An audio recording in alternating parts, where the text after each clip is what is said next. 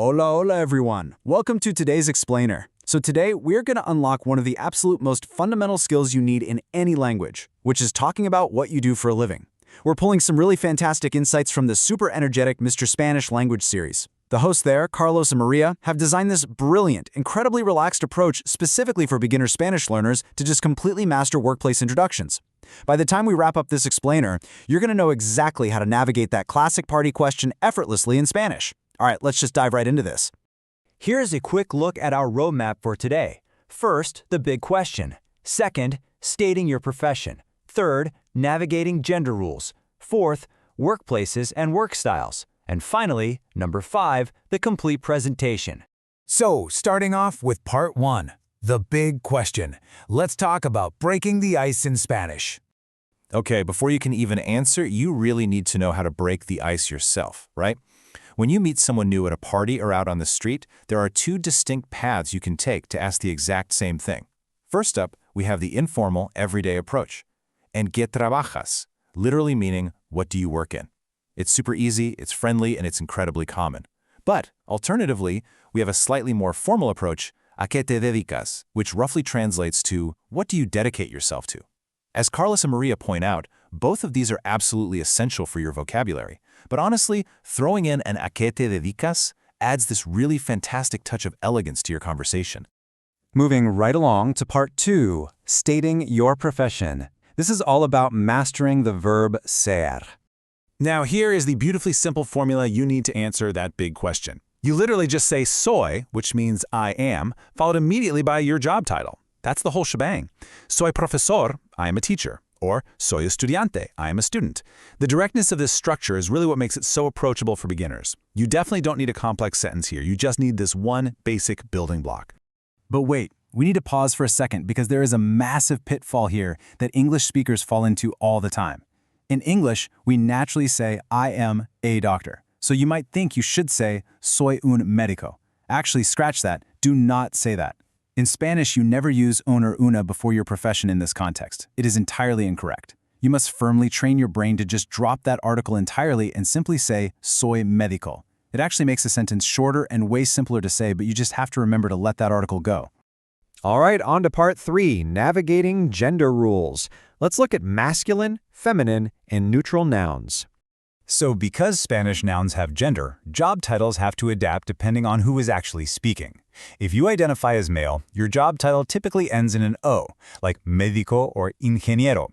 If you identify as female, you just do a super simple vowel swap, changing that O to an A, so you'd get médica or ingeniera.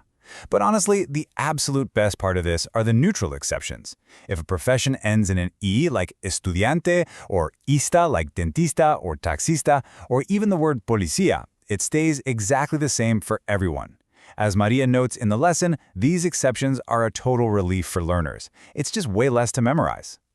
Okay, part 4, workplaces and work styles. Here's how we add some much-needed context to your career.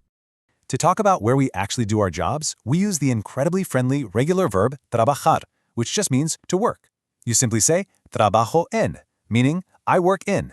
So you could say trabajo en un hospital, or en una oficina, or en un restaurante. But I really want to give a special shout out to a modern staple here, trabajo desde casa, working from home, or telecommuting.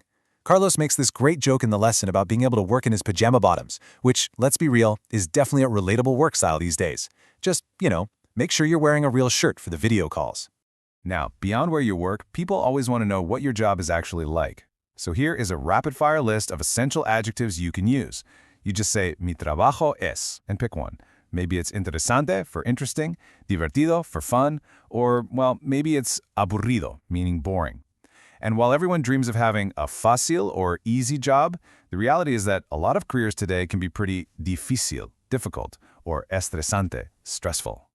To really show you how colorful these job descriptions can get, our hosts shared some pretty hilarious past work experiences. Carlos used to walk dogs, and as he puts it, I had 5 dogs and they saw a cat. It was a disaster. He was literally dragged all over the park, so his job was absolutely estresante that day for sure. Meanwhile, Maria shared this great story about working in an ice cream shop, a heladeria. At first, it was a totally delicious and divertido job, but eventually, serving scoops all day long just became really aburrido. It just goes to show that adding these descriptive adjectives makes your Spanish sound so much more natural and personal. You also might want to add a bit of context about your schedule. Let's briefly contrast the two main types of work hours you'll probably want to communicate. Tiempo completo means full-time, typically your standard 8 hours a day. On the flip side, we have medio tiempo, which is part-time, usually around 4 hours. The hosts make a really great point that medio tiempo is incredibly useful vocabulary if you are a student trying to balance your university studies with a job. And finally, Part 5, the complete presentation. Let's break down the Rule of 4 summary. Okay, it is time to take all those individual building blocks we just talked about and finally snap them together into this brilliant Rule of 4 framework. Let's walk through it together. Step 1, the elegant question. ¿A qué te dedicas? Step 2, the direct profession. Soy ingeniero. Step 3, the location. Trabajo en una fábrica. And step 4, the descriptive flair. Mi trabajo es difícil pero interesante. Do you see how perfectly that constructs a complete, fluent self-introduction? By stacking these 4 steps, you instantly elevate yourself from giving simple, awkward one-word answers to holding a real, structured conversation in Spanish. It's a total game changer. Real quick, before we finish up, I want to share a highly engaging pronunciation drill from the lesson, featuring the 3 trickiest profession words. Let's just practice them together. First, the architect. Arquitecto. Next, the engineer. Ingeniero. Notice that the G makes a really strong, throaty ha sound in Spanish. Ingeniero. And finally, the longest one, the receptionist. Recepcionista. Carlos and Maria love to remind their viewers that if you can confidently say these 3 words out loud, you can say absolutely anything in Spanish. All right, let's wrap this up. We've covered the icebreaker questions, the verb ser, those tricky gender rules, the locations, and the descriptive adjectives. So my final provocative question for you is, ¿en qué trabajas? I challenge you right now, just in your head, to use the 4 steps we just learned and answer that question for yourself. And, as our hosts always tell their beginner students, write your answer out in the comments to practice. It really builds that conversational muscle. Thank you so much for joining me to unpack this wonderful framework today, and I'll see you in the next explainer.